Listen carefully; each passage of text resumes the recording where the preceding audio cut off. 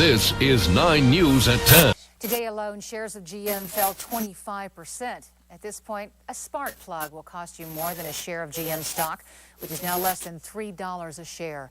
The big question now is there a chance to turn things around for the automakers? 9 News reporter Sean Patrick joins us with that part of the story. Sean? Del, no matter who's running GM, critics say the problem still exists. People just aren't buying cars. One Colorado business owner thinks he has a solution. It has nothing to do with the automotive industry. You probably recognize him more for his computer training infomercials. Two of Detroit's big three are going down separate roads. Chrysler has 30 days to prove an alliance with Italy's Fiat Motors would result in a profit. Only then would the government give it another $6 billion in federal loans. As for GM, the White House will spend the next 60 days reshaping the American automaker by demanding concessions from workers and bondholders. And now the government is supporting using bankruptcy to clean up GM's debts.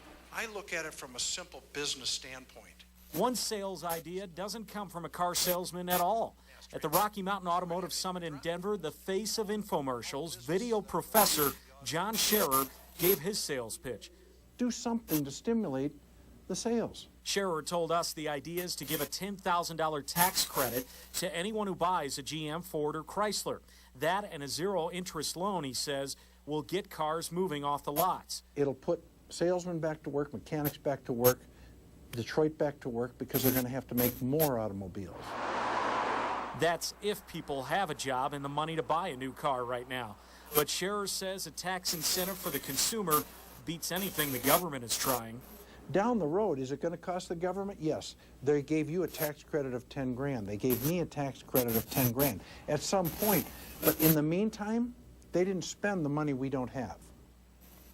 Scherer has been selling his idea for the past several months. He wrote an op-ed piece in the Detroit Free Press in December. He says he also wrote to federal lawmakers in Colorado and Washington, but received little response. Adele? All right. Thanks, Sean.